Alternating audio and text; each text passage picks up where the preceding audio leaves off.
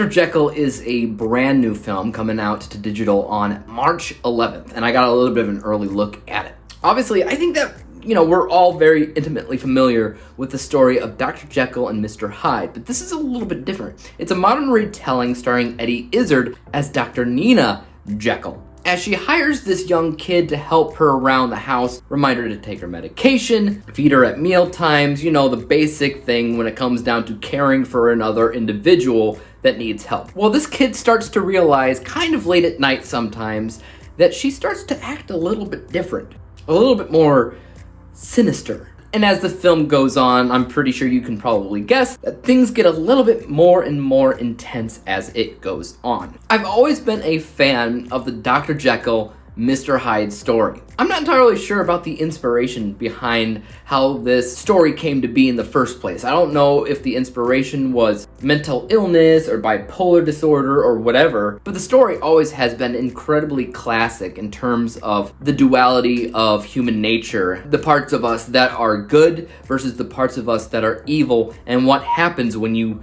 physically separate the two of them. And while not every single time, Mr. Hyde has often been seen as a literal monster, basically of supernatural design. I think the last time I saw a Dr. Jekyll, Mr. Hyde situation was when Russell Crowe did it in the failed Dark cinematic universe that they were trying to build from scratch, connecting all these Universal monster movies from days of old. That movie was all over the place, but Russell Crowe's, experience playing this character, it wasn't that bad, it had potential. Eddie Izzard, on the other hand, did such a great job in this role. Honestly, I can't really think of a better actor or actress to play this role right now than Eddie Izzard, because she's often been this kind of curious, sometimes creepy, oftentimes malevolent character in which she plays. But she can also be a funny actress and play much lighter roles, which is perfect. She gets to really showcase that acting range between both characters. It's also the first time a trans actor's played the character, and if I'm not mistaken, I've never seen a Dr. Jekyll, Mr. Hyde where it was basically Dr. Jekyll, Mrs. Hyde, a female character, Nina.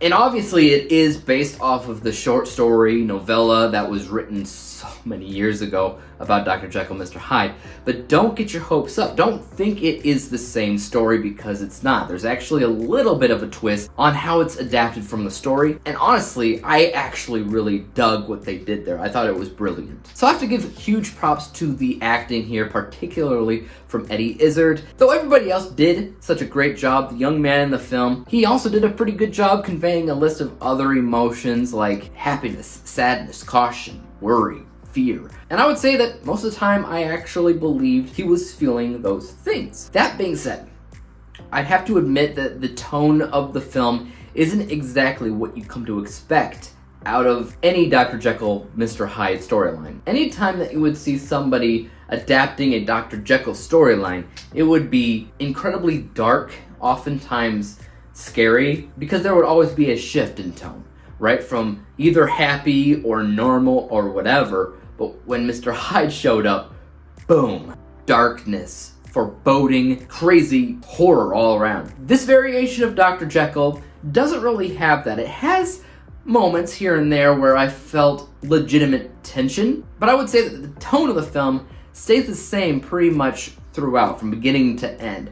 Little variations here and there, but not quite enough for what you would probably want out of it. I think one of the main things, one of the most easiest things that they could have done to change the tone of the film would probably be some kind of filter to put over the camera. In general, I would say that the film actually kind of feels a little too warm in its color palette for a Dr. Jekyll story. I would actually say the color palette should be a little bit more on the cooler or colder side of the spectrum, so bluer hues. And in general, the use of lighting, I would just say dim it a little bit. And they could also accentuate on certain direct lighting that would really give the film a specific flair and characteristic and tone that would make it all that much better. On its own, it's really, really good. It does feel a little bit more like a TV movie than a cinematic theatrical experience, but thanks to the dialogue and the performance by Eddie Izzard, it's still worth the watch at the end of the day, and that's why I would say my end score for Dr. Jekyll, B+. Great experience all around. I was never bored, and truth be told, I was also on the edge of my seat half the time. It's a good movie, it's a solid film. If anything, I would just say it needed help in the tonal department. But yeah, that's it guys. Have you seen Dr. Jekyll? If you have, let me know your thoughts about it in the comment section down below. And also let me know, since there are so many of them out there, let me know your favorite adaptation of the Dr. Jekyll and Mr. Hyde storyline. I'm really curious on that. And as for YouTube, you guys know what to do. Hit the like, subscribe button, and bell to be notified when I come out with my next review. And until then, peace out. Dr. Jekyll and Mrs. Hyde.